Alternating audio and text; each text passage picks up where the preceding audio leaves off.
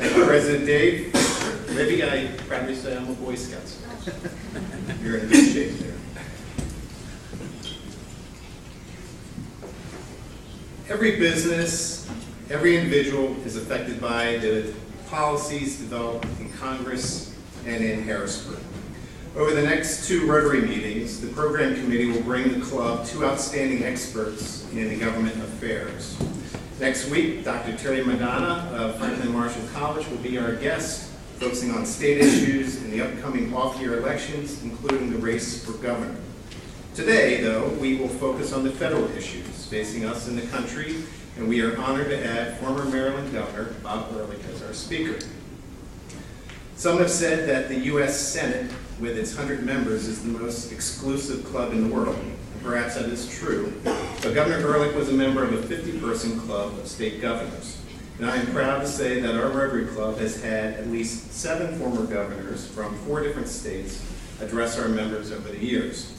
Bob, who addressed our club several years ago, served in Congress for 8 years, representing Baltimore County, which is just south of the York County line, and is one of only 6 Republican governors, and only one in the last 45 years to be elected to the traditionally Democratic state of Maryland. During Governor Ehrlich's time in office, he inherited a $4 billion budget deficit, and he turned that into a $2.3 billion in surpluses. His pro-growth economic policies helped create 100,000 new private sector jobs. He made record investments in public schools and authored Maryland's first public charter schools law. He doubled funding for needs-based college scholarships, helping college enrollees reach an all-time high. Governor Ehrlich authored a historic Chesapeake Bay Restoration Act. The Chesapeake Bay Foundation called it the most important environmental achievement in 20 years. Governor Ehrlich earned national commendations for empowering individuals with disabilities. He created the nation's very first cabinet-level Department of Disabilities.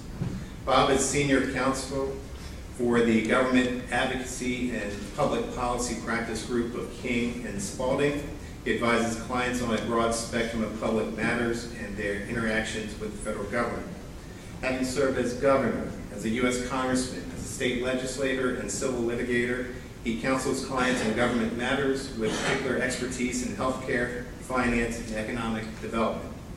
Governor Ehrlich is the author of Turn This Car Around, the Roadmap to Restoring America, which he wrote in 2011. And Bob has just finished his 2nd book, America, Hope for Change.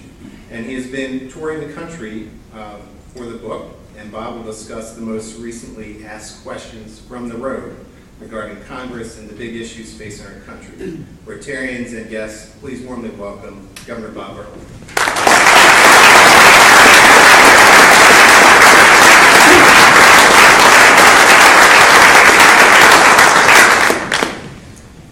All right, put me down for those thin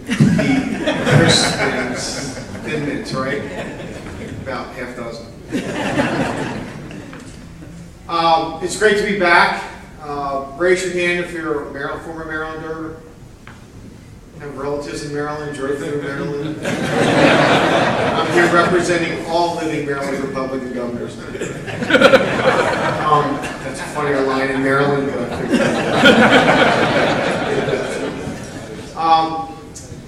Chairman Goodling, we're in. Congressman, Mr. Chairman, it's great to see you. I'm honored you're here today, my former chairman. When you think of congressman, when you think of class and dignity, the guy sitting over there fits that description. If we had more like that in Washington today, we'd be far better off. I'm really honored you're here today, my friend. Thank you very much.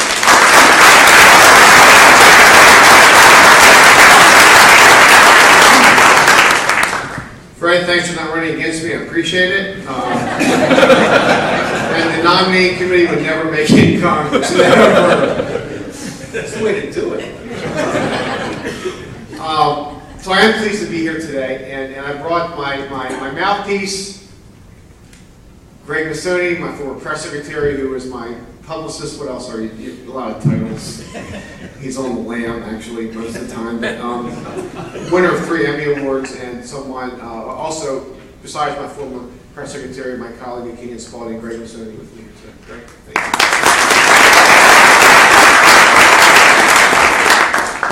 So I am on the book tour, and I have survived Bill Maher and Crossfire in the past few days, so you all were pretty easy, believe me. I'm happy to be here. And I thought, instead of giving you a speech, I would just, for a few minutes, give you, as I run around the country and do the book stuff and interviews, TV and radio, the most asked questions, a couple of them anyway, and then after a couple minutes, open up for Q&A, and Michael, thank you very much for having me out. It's great to be back. So the first question is, the young people probably shouldn't hear this. Why all the warfare? Why can't they just get along? What's the deal? Why is it so dysfunctional? Why is it so broken? Of course, you're talking about the Congress of the United States. And my first answer typically is, for the historians in the room, this is no different than Jefferson hiring surrogates to write ugly letters against Hamilton. But now you do it real time. Now it's 24/7. So when free people have gotten together in the history of man, they fight because power does that to people. So that's what both of you are learning in school. And by the way, great presentation, fantastic. The government's closed 17 times since 1976. So the government closing is not terribly unusual. It's not good, but it's not terribly unusual. The debt ceiling's been raised 53 times since 1978, and half of those times, when it has been raised, it's come with conditions. So the point here is, when you hear all this, oh, it's dysfunctional, they can't get along, they hate each other, to some extent that's true. But the CR, continuing resolution, which keeps the government alive and operating, has always been the primary tool of the minority party to get things done because they have leverage. And minority parties, whether Republican or Democrat, over the last few decades have used that tool quite effectively. In fact, as I said, half the time there were not so-called clean continuing resolutions passed. Now, this is exacerbated a little bit when you have an ideological president, maybe less so with a Bush 41 and a Bill Clinton, maybe more so with a Bush 43 and a Barack Obama. So I do believe that the more ideological the president happens to be with that sort of agenda, the more it lends itself to that sort of conflict and the use of these tools in Congress to get things done from a minority perspective. The other thing is really Greg's fault. And in that, anybody in the media here, press, reporters, I always check. And that's just the evolution of how we communicate. When I was in Congress, not that long ago, I'm not that old. I keep looking at these young guys. Telegrams are still coming to Capitol Hill. And today, a screw up, a mispronunciation, a wrong fact, an important speech, whatever it happens to be, whatever the mistake it is immediate, it's real time, and it's all over everywhere. And the people that dislike you have another reason to dislike you immediately, overnight. And so when you have a 24/7 news cycle, and it's talk radio, and it's a blogosphere, and it's cable TV, they have to what? They have to report something every day. What generates better ratings? People getting along or conflict? So it is the nature of what we've built, what we demand. We're all junkies. Raise your hand if you watch C-SPAN late at night. I'm really concerned about you if you do. Some of us do it. A lot of us watch, obviously, whether liberal, Democrat, or conservative, Republican, and Fox, MSNBC, and all this stuff, all these shows that I do these days. So it's 24/7. It generates conflict. And the parties obviously have their own 24/7 news operation. So when there is a mistake, the other party just jumps. Just jumps. Now the shelf life is short because tomorrow there's another mistake. And there's another vote, and there's another policy, and there's another scandal. But for that particular time, that day, that hour, that minute, it's pretty serious. Concerning what's going on now on Capitol Hill, as you know, we averted, after the shutdown, we averted a longer shutdown. And the continuing resolution runs out in a few weeks, and the debt limit needs to be increased in a few weeks. So if you think you've seen this movie before, you have. You've seen it many times, and it's coming your way in a few weeks.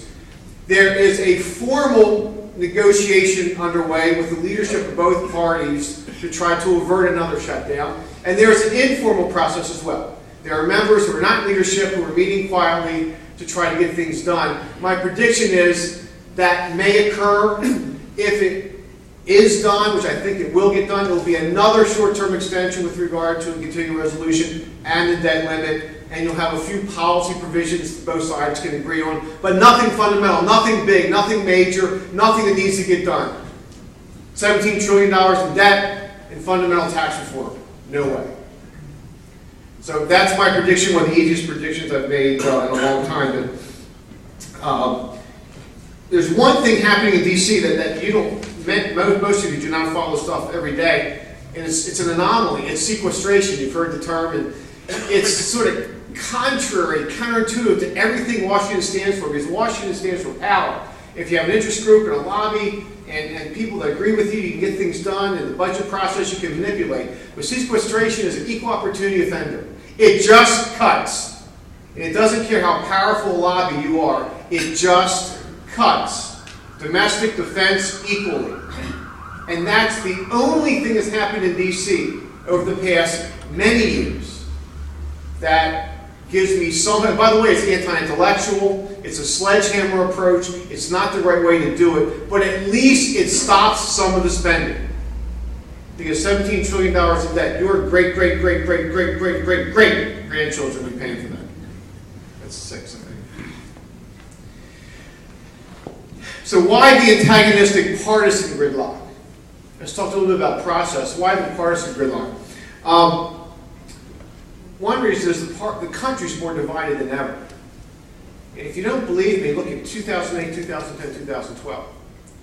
2008, Democrats ascended, get rid of the Republicans, fire them, tired of Bush, tired of Afghanistan, tired of Iraq. We're going to hire this new guy. 2010, we don't like the new guy. Too much spending, we don't like health care. We'll get the Republicans, we'll rehire them. 2012, sort of a split decision. We'll keep the guy in the White House, we'll keep the Democratic Senate, we'll keep the Republican House, and let them fight it out. Because the country is that split, and the polls reflect it. Polarized electorate, very interesting results over the last 3 cycles. Secondly, and good lesson for the young people here, and we don't talk about this. People ask me why, if Congress has a 0.01% approval rating, 96% of them get reelected. And the reason is state legislatures, particularly over the last 10 to 15 years, have taken to drawing safer districts. And when you draw safe districts, you get more ideological members. And when you get more ideological members, you tend to have members who will compromise in a less willing way because they don't have to do it. If they're doing something unpopular in the country, they're probably going home on the weekends and getting a lot of positive feedback from their constituents because they have safe seats. In Democratic states, Democrats do it to Republicans. In Republican states, Republicans do it to Democrats. Not so long ago, Maryland was 4-4. That was unacceptable to Democratic leadership. Today, it's 7-1. On its way maybe to 8-0 if they draw the lines correctly. Texas, it used to be a bastion of Democrats, in the House particularly, is now 2-1 Republican, because the legislature there is drawing more Republican seats. Minority seats, African American seats, the Voting Rights Act legislation has also contributed to this, because to the extent you create more safe African American seats, you put more white Democrats in the South and the West at risk. That's simply a byproduct of drawing those seats. Nobody really thinks about this, but that's what's happening in the country, and it explains why Congress is the way it is, because when 90% of the folks know they're going to get reelected and they have safe seats, their drive to negotiate or find common ground is much less so. And it's just simply the evolution of American politics. And so people ask me about term limits, they ask me why all this partisan stuff. If you really want to change the way Congress operates, and as dysfunctional as it is, you're going to do something not in Congress but at the state level to get more marginal seats where people have to compete and both parties can win. Third question, and maybe I'll say this for Q&A. A large part of my book is devoted to Obamacare. This is the largest chapter. I'll just say this. There's a lot to say about it. I'm no longer a member of Congress, so I have read the bill. And there's some positive provisions of the bill, some negative provisions, but what generally happened here was a lot of folks on one side wanted sort of a single-payer system. A lot of folks on the other side said no. And they couldn't get single-payer through a Democratic Senate, so what they did was compromise, and that compromise has led to 2,300 pages of bill and 11,000 pages of regulation so far, on its way to 20, 30, 40,000 pages of regulation. Arcane and, in my view, generally not very good for America. Potentially could be fixed. I'm glad to entertain that in Q&A. But what was a system that was broken about 15 to 20%, in other words, 15 to 20% of the American public was either underinsured or lacked insurance, and that's a big problem, and that's a human problem, and we all know that. Whether you view this as a constitutional right or not, that is a societal, cultural problem. But instead of fixing that sort of 15 to 20%, the bill tried to fix 100%, including, with regard to a lot of people, provisions, insurance that was not broken, according to a lot of Americans. So that's simply my quick thoughts on that. People ask me, finally, with regard to 2016, my predictions and predictions. The great thing, by the way, unlike public service, when you go on these TV shows, the radio, and all this stuff, talking heads, if you're wrong, who cares? There are no repercussions, no consequences. Nobody remembers the next day what you said. But I think it's pretty fair to say that Hillary Clinton's going to be very difficult to beat on the Democratic side, just a fact. And there are two candidates today really hitting the money trail. Hillary Clinton, obviously the Clinton machine is back, hitting money on the Democratic side, and Chris Christie's folks are hitting the money side of the Republicans very, very hard. It doesn't mean either one will be the nominee. I do believe it will be very difficult to beat her on the Democratic side.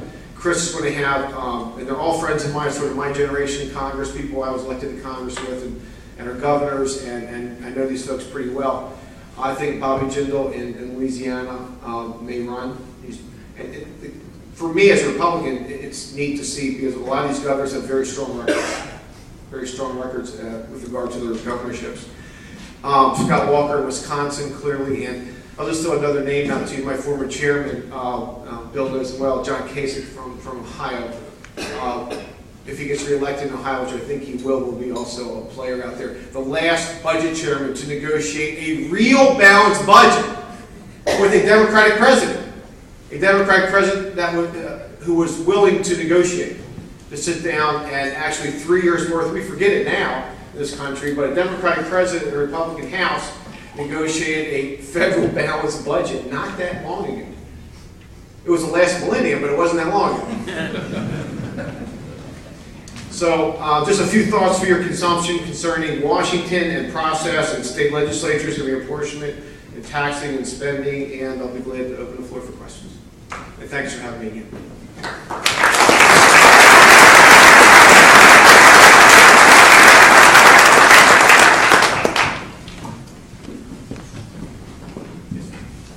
You don't have to worry about the first hand, by the way.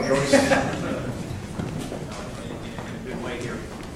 Governor, since this is almost the Christmas season, and it is okay to wish and dream a little bit, one solution to some of the problems encountered down in Washington involve term limits. Yeah.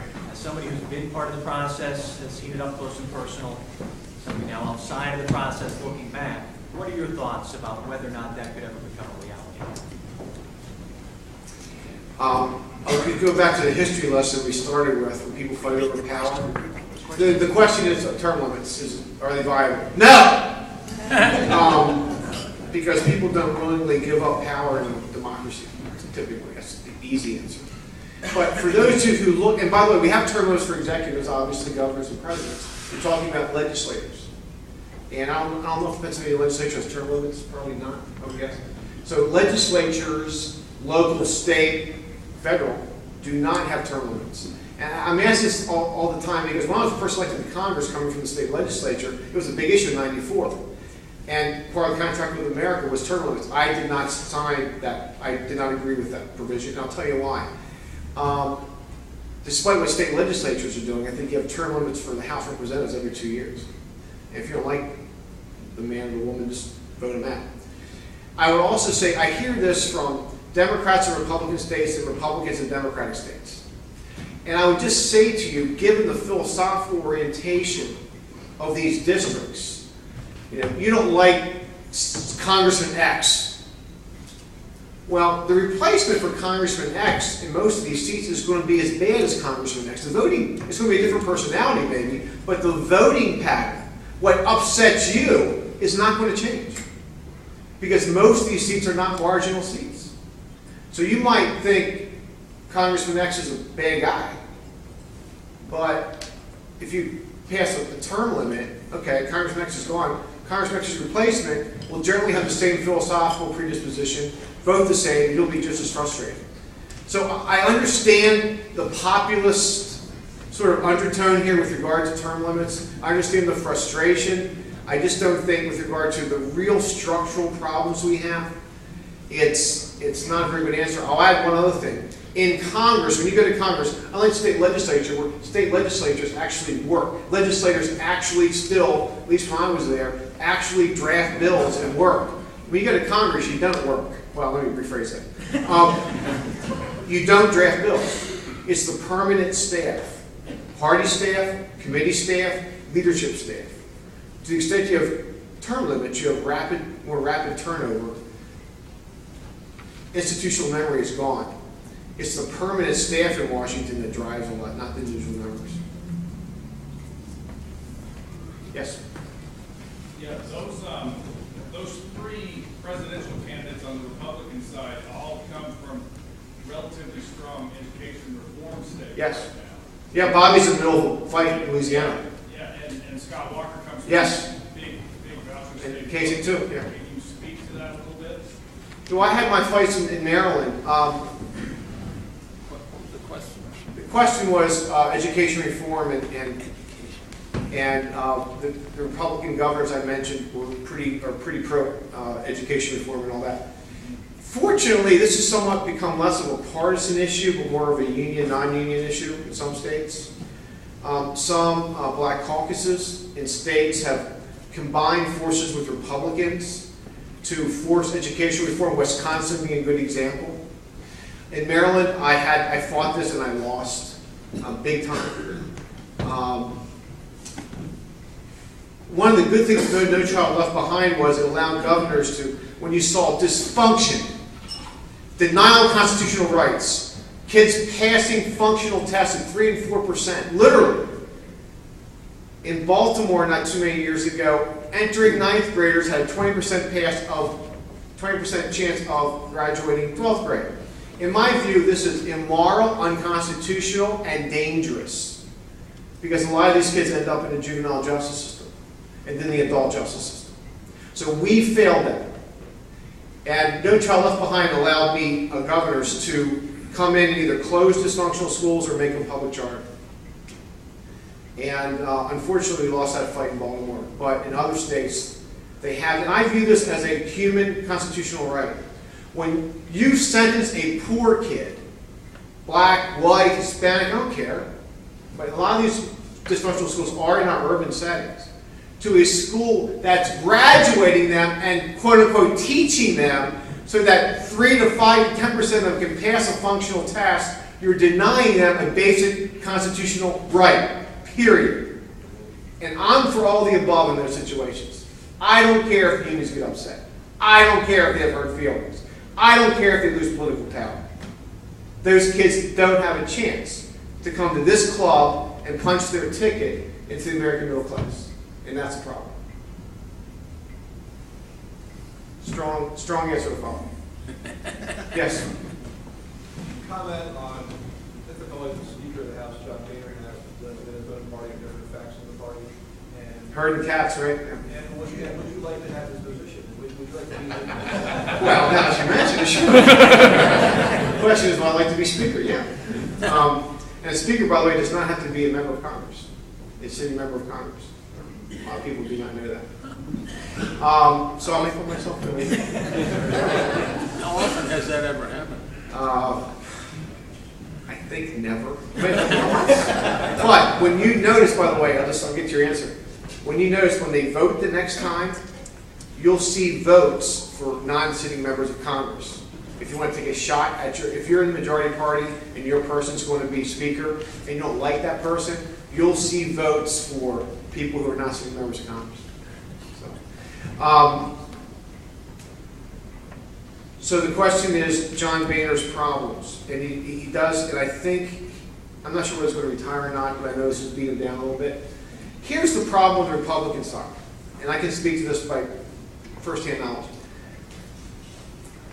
For the most part, the Republican members, even those elected in 2010, quote-unquote Tea Party members, and very conservative members fiscally, agree with establishment Republicans, quote-unquote, on substance.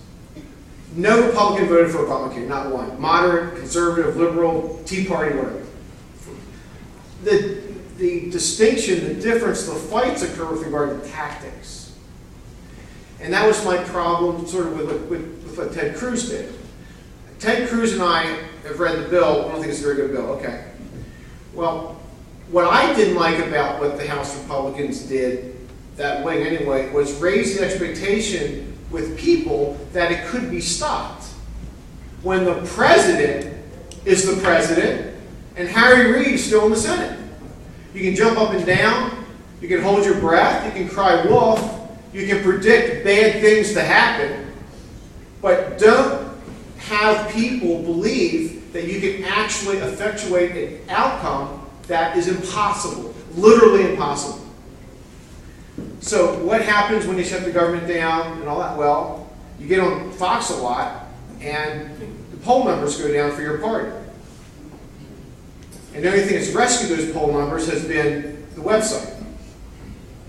So John Boehner has a very difficult task, not with regard necessarily to substance, education reform, balanced budgets, tort reform, all this stuff, Israel, whatever.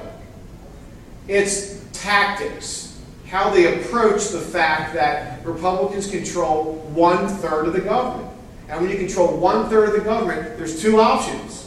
You negotiate and get what you can, or you throw spitballs from the bleachers. And throwing spitballs from the bleachers typically is not what the American people want, and it doesn't get you anything other than cable TV time.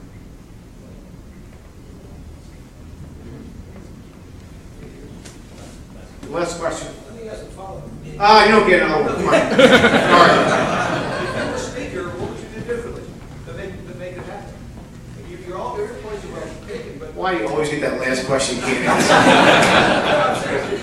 you're political points. But what would you do differently? How do you get them all to be able to get something done? There's a lot of things hanging out there. Forget Obamacare and everything else, the immigration reform, etc. These things are nothing's being done. The farm bill, nothing's being done because Boehner can't control his party. Well, there's other reasons for some of that, but yeah, it's an element. I agree. You have to take the answer. The question is, well, how do you, if you're herding cats, how do you talk to the cats? And the answer is, I was a whip. I was a whip for under Newt, and my job was to go to miscreant members and recalcitrant members and tough members, and find out what was motivating them.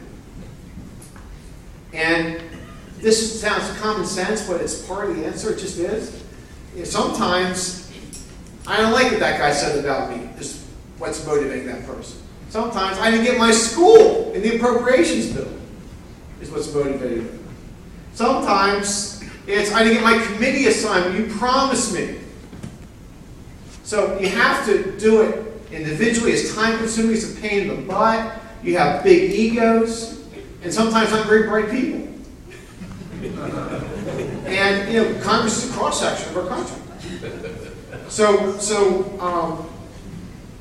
you have to spend a lot of time doing this. I'm not saying he hasn't, but and look, sometimes you're just going to have hot dogs like being on TV, and that's just the way it is. And their agenda is not the conference's agenda. But I do think the Republicans need to do a better job of pointing out that it's not as though we disagree on the majority of these issues, it's we disagree on the tactical approach to the issues. It takes a lot of time, a lot of diplomacy to get those cats in the right direction, and there's no easy way to do it. And when you, for instance, punish somebody by a vote, and the punishment is taking that person off the committee they want to be on and put them on a B committee, that's a sure way to generate more bad feelings in the future. So you have to figure out how to impose discipline without embarrassing a member. That's really the key. Thanks, everybody. Godspeed. Merry Christmas. Thank you.